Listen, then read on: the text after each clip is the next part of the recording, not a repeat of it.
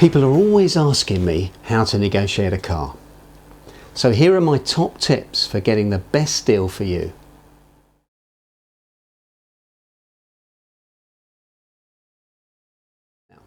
Tip number one is decide what car you want.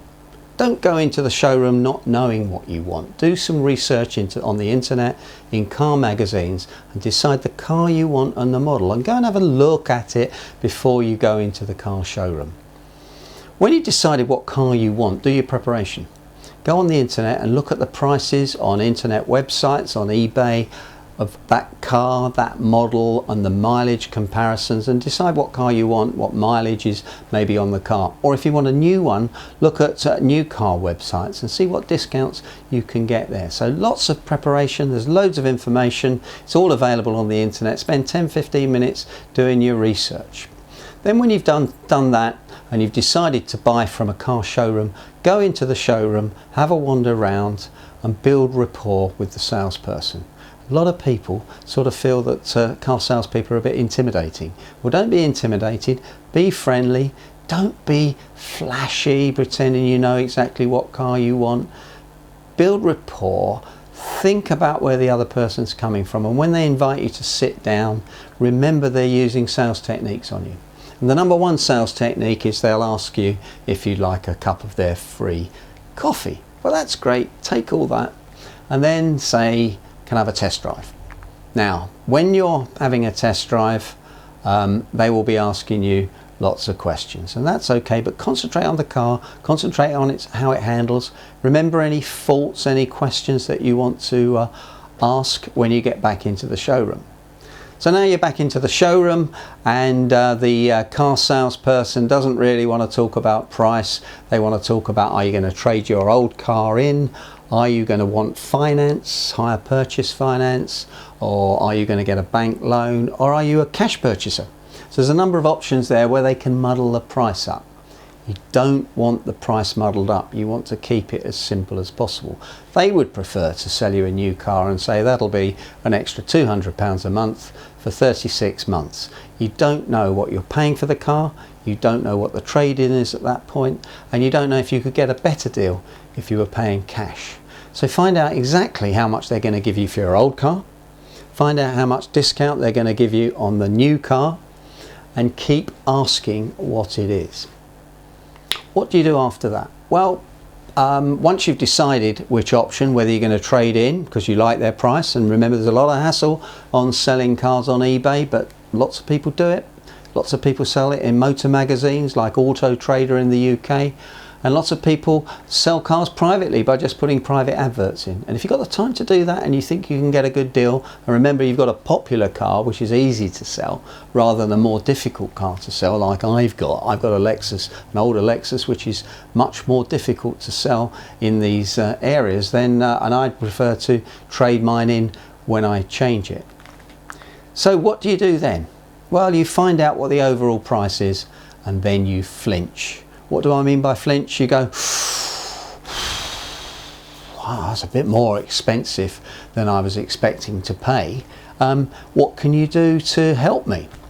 Now, usually car salespeople are really trained well on this, and they'll say, well, that's the price. And you say, well, no, I really do need some help on that. And then they may start using a technique and they say, well, if you are going to buy this car, I might go and see the sales manager and see what he can do. In negotiation terms, that's higher authority, and these fictitious sometimes sales managers who don't exist is just a way of negotiating the price. But if they give you £100 off, they make sure that when they come back from seeing the sales manager, they have actually you're actually going to buy the car at that point. They get your commitment before they see him that you will buy at that price. So be careful of that technique. Ask about what extras they might throw in. Car mats, stereo systems, things for you to plug your iPod in, and even free servicing. They'll say the service department is a different department and they can't give you a discount on that. Don't believe them. Keep pushing them. And then this is what I do. I walk out. But before I walk out, I get the email address of the salesman or sales lady, but there's not many sales ladies in car showrooms for some strange reason. and I get the email address, and I walk out saying, no, you still need to give me something off. Often the salesperson will follow you. They might even try the Colombo close, which I'll mention at the end of this clip. And then you get home and you email the person after the showroom's closed, so they get the email the next morning, and you say, I've been thinking about the car overnight. I really like the way you showed me the car. I like the car. And if you could come off another, let's say, £500, 500 euros, then I will give me a ring in the morning on my mobile number. I'll come in and pay a deposit and we can do the deal. What you're actually doing there is you're changing the sales process from them selling to you to you selling to them, saying to them, if you come off £500, then I will come in and buy the car. Now, I've tried this 3 times, and 3 times it's worked. At about 10:25, and I asked them to phone me by 10:30, the phone goes, oh Derek, you phoned, you said about that. I tell you what I can do, I can find an extra £150. And I said to the salesman, whose name happened to be Paul, no, I said £500, Paul. Oh, Derek, I can't go that far. Well, what else can you throw in? What about a couple of services? They would cost about £200 each, Paul. Will that do? Well, I could probably do 1 extra service. You see what we're doing now? We're haggling. And when you're haggling, you need to get as close as you can. Don't beat the person up and take too much, but just make sure you get the price down. So by walking out the showroom, you're showing them you're not so keen. By emailing them, you're turning the process round. And number 3, when they call you, then you get into the haggling process. A couple of other tips about when you're negotiating. Make sure that you've got other options of cars to buy. So other models, so the salesperson thinks they're in competition with the Volkswagen garage, with the Ford garage, with the Peugeot garage, etc. Know that they're going to use negotiation tactics on you. They tend to slow the price down. They get their calculators out and work out the numbers.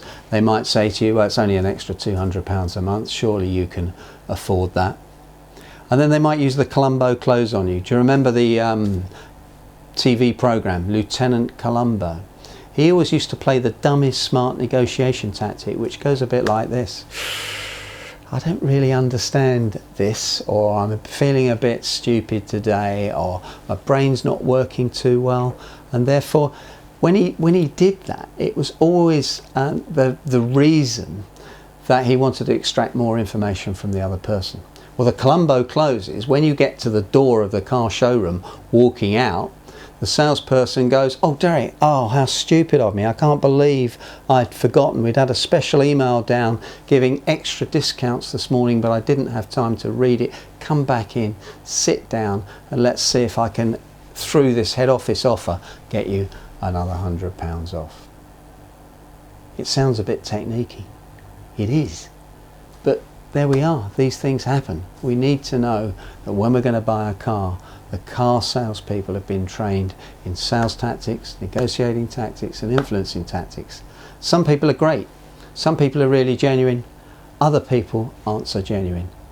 All you need to know is that you're negotiating, know what you want to pay, and get the car that you want. Good luck with your car negotiating.